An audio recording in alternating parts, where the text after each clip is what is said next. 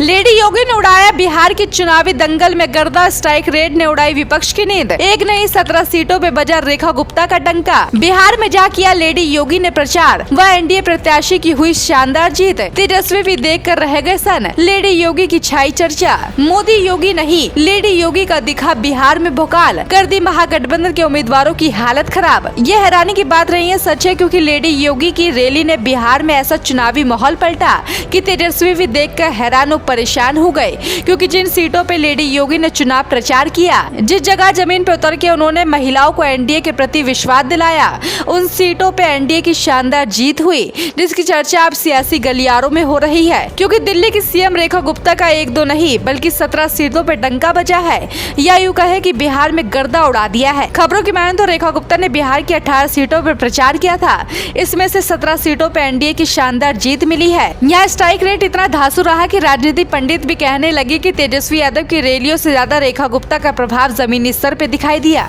बताया जाता है कि रेखा गुप्ता जहां गई वहां जनता का रुझान साफ बदलता दिखा। बीजेपी, जेडीयू, एलजेपी और आरएलएम इन सभी के उम्मीदवारों को फायदा पहुंचा। उन्होंने जिन सीटों पर प्रचार किया उनमें बीजेपी को 9, जेडीयू को 4, लोजपा को 3 और आरएलएम को 2 सीटों पर जीत मिली। सिर्फ वारसलीगंज एक ऐसी सीट रही जहां पर एनडीए को हार का सामना करना पड़ा। इतने बड़े स्तर पर जीत हासिल करवाना किसी भी स्टार प्रचारक के लिए आसान नहीं होता, लेकिन रेखा गुप्ता ने अपनी आक्रामक शैली, बेबाक भाषणों और जनता से सीधी जुड़ाव की ताकत से माहौल बदल दिया। तेजस्वी यादव जिन सीटों पर जातीय और भावनात्मक मुद्दों पर चुनाव जीतने का दावा कर रहे थे, उनमें से कई सीटें लेडी योगी इफेक्ट के कारण एनडीए की झोली में चली गई। बता दें कि चुनाव के बाद रेखा गुप्ता ने सोशल मीडिया पे बिहार की जनता का धन्यवाद देते हुए लिखा कि जनादेश प्रधानमंत्री नरेंद्र मोदी और मुख्यमंत्री नीतीश कुमार की डबल इंजन सरकार की विकासवादी सोच का प्रमाण है। उन्होंने कहा कि बिहार की जनता ने साफ संकेत दिया है कि वहाँ अब जंगल राज, भ्रष्टाचार और बदहाल शासन नहीं बल्कि सुशासन, स्थिरता और तेज विकास चाहती है। सोशल मीडिया पे उनका ये संदेश वायरल हुआ है और कई लोगों ने लिखा है कि रेखा गुप्ता ने बिहार में भाजपा के प्रचार अभियान में नई ऊर्जा भर दी। रिपोर्ट्स की माने तो रेखा गुप्ता ने पिछले 1 महीने में 4 बार बिहार का दौरा किया था। सबसे पहले वो 15 अक्टूबर को नामांकन में शामिल होने पहुंची, जहां उनके रोड शो में जबरदस्त भीड़ उमड़ी। इसके बाद 29 अक्टूबर को उन्होंने कई जिलों में संपर्क अभियान चलाया। चुनाव के आखिरी चरण में 3 से 6 नवंबर तक उन्होंने लगातार रोड शो की, रैलियां और जनसभाएं भी की। लखीसराय, पटना साहिब, दरभंगा ग्रामीण, गया टाउन, गोपालगंज,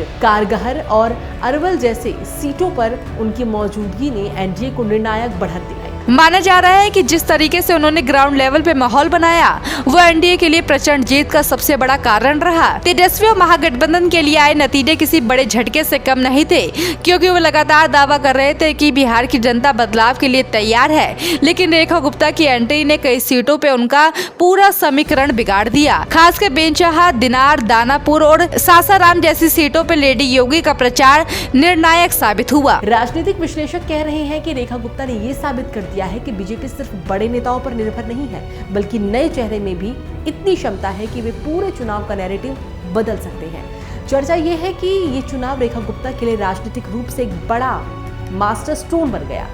उनका 17-1 स्ट्राइक रेट ये संदेश दे चुका है कि आने वाले दिनों में बीजेपी उन्हें एक बड़े प्रचारक और बड़े कद की नेता के रूप में और ज्यादा आगे बढ़ा सकती है। बिहार की जीत ने उन्हें राष्ट्रीय राजनीति का उभरता चेहरा बना दिया है। अब आगे क्या होता है, ये देखने वाली बात है।